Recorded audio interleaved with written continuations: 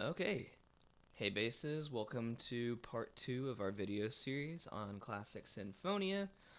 Last 2 weeks was talking about measures 1 all the way up to 20 here, where we had that first repeat sign taking you back to the beginning.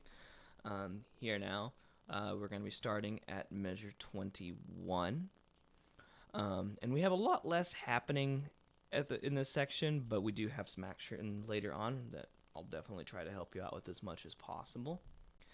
But we're going to be talking about measures 21 all the way up to this next repeat sign here at 40.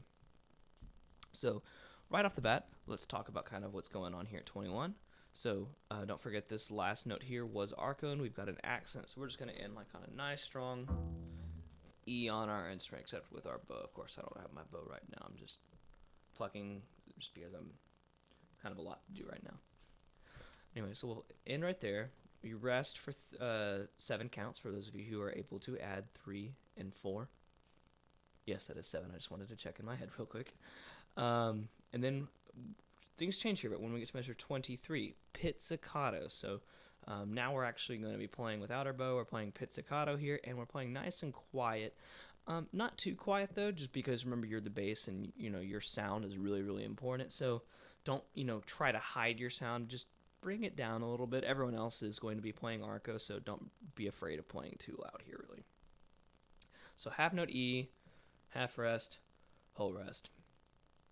Another E in the next measure, rest, A, rest, D, D, E.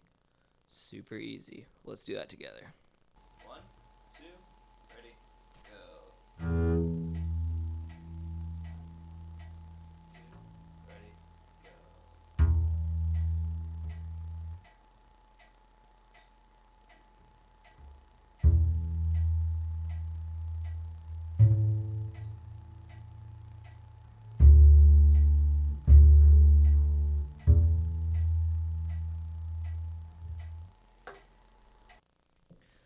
Alright, so like I said, this first bit's like not too challenging at all. We should be able to get through this just fine. Here at 29, we have 2 measures of rest, so just make sure you're not coming in with other people who are going to be playing, like the cellos and some other people are playing right here. We come back in 2 measures later. That's what 2 means. E, still pizzicato. It hasn't told us to go back to arco yet, so don't forget that. E, E, A, A. This is easy, easy, E, E. Careful here. Something does kind of start to happen here. Remember, we've got a crescendo, so make sure every single time we're plucking on our instrument, the previous note just gets a little bit louder. So E, E, A, A. Right. So make sure we're not like getting loud at the last minute or getting loud too early. It should be gradual. If you just think to play every single note, you play a little bit louder than the first one, you should be good. Make sure you've got your bow ready though, because without little to no warning, 36 we are arco again. You don't have any rest here, really anything to get prepared, so make sure you play that last A, get your bow, and you're ready here because you're forte. You need to be real loud here. D, D, rest, rest. All right, let's try this together. 1, 2, ready, go.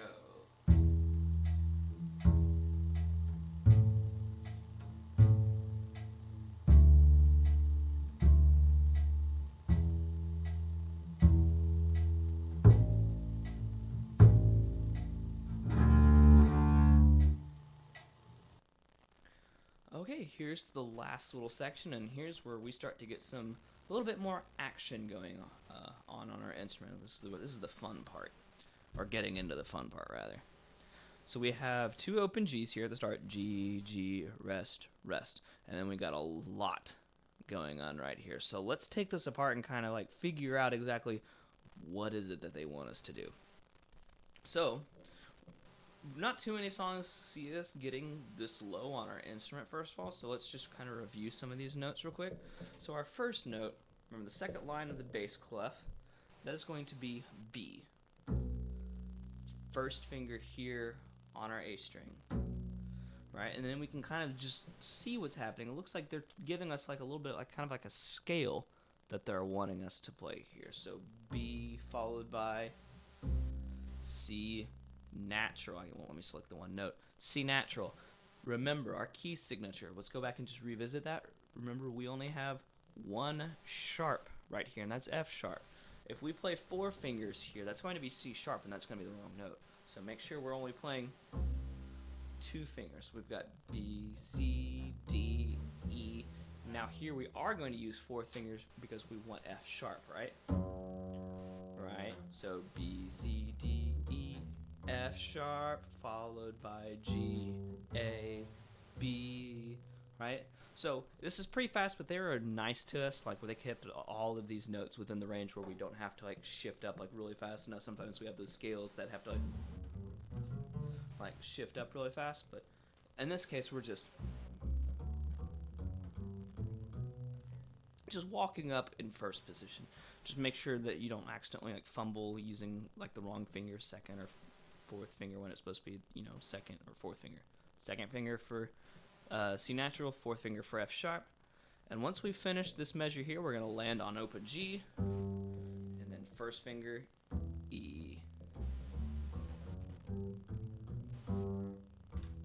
Right?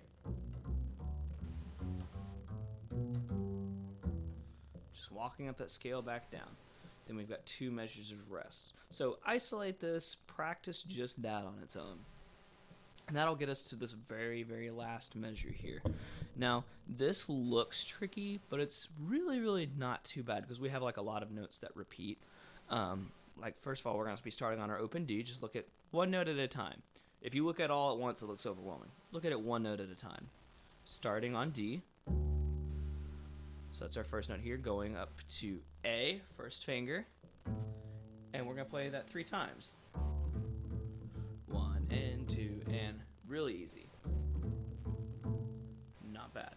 Now when we get to beat 3, we're going to be playing F sharp, 4th finger. And then after that F sharp, we have 3 Ds.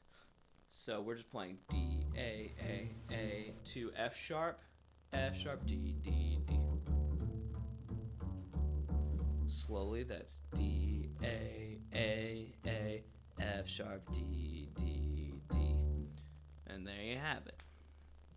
Let's try playing this slowly. If in the video I'm doing with you, if I'm going too fast, don't forget YouTube has that function. If you click the little like settings wheel, the little cog wheel, the little gear at the bottom, you can change the playback speed. Like, by default, it's set to like just regular. You can change it to like half speed or 0.75 and practice it more slowly with me if you're still trying to get notes and rhythms down. 1, 2, ready, go.